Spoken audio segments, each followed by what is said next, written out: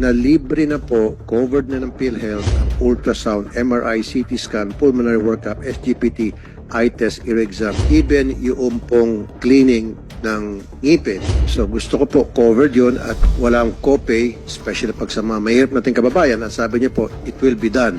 Ano pong status, sir? Honorable Senator Tulfo, we are still studying this, but we commit to comply with this directive within the year. So when you say pag-aaralan pa lang, sigurado na ba o hindi sigurado? Ang gusto ko pong sagot, sigurado, pag-aaralan namin kung paano magiging sistema para mangyari po yun. And that will be music to my ears. Honorable Senator Tulfo, we are studying it in our coverage for senior citizen, indigent, PWD, with a provision on no co-payment. So ibig sabihin, mangyari pa rin talaga yun. No co-pay, especially sa mga minimum wage earners. They're not considered indigent, pero mababa yung kanilang sweldo, tama-tama lang, wala na silang dapat babayaran na co-pay or out-of-pocket expense. Yes, Mr. Chairperson, Honorable Senator Tulfo, this will fully apply if the minimum wage earners will be admitted or confined in government facilities and government-owned institutions. So yes to that, sir. No, kasi there are times na puno na po yung ospital sa government, pila-pila na, kailangan na ma-check up yung isang pasyente at ang available time na pwede sila ma-accommodate ay sa private, so dapat pati sa private din.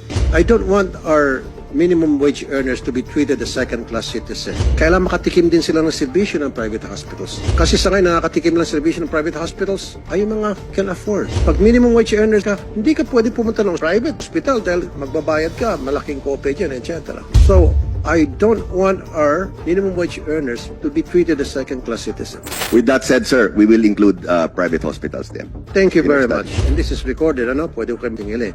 Yes, sir. Yan ang gusto ko sa Mr. Ledesma. Palagi mong kinokol yung mga request namin dito, lalo pat kung mahirap na kababayan ang ating pinag-usapan. So, pro-poor ka pala talaga. Thank you for that. Basta makatulong po kami, Senator Tulfo, we're always there po.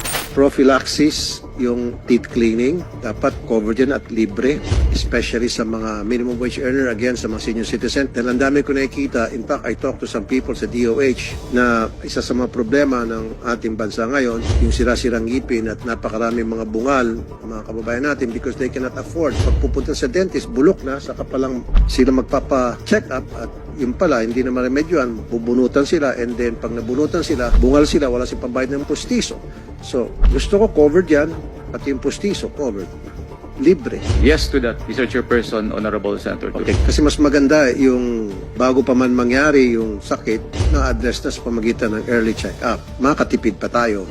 At hindi kailangan public dental clinic. Pati sa private, allowed sila. We will include it in our consulta package po.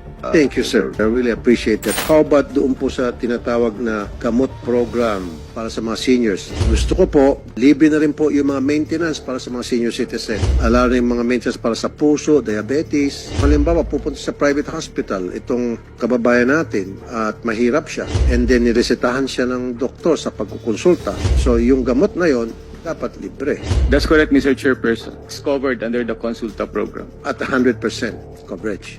Yes, Mr. Chairperson. Paano po malalaman ng mga pasyente na meron palang konsulta program dito, or pag private, ito pala accredited, at dito natin magpakonsulta and then maresetahan ako ng gamot, libre, complements of the PhilHealth, anong klaseng information dissemination meron kayong ginagawa? Through our employees in the region, we're also announcing this information through radio as well as TV programs, Honorable Senator Tulfo. Thank you, sir.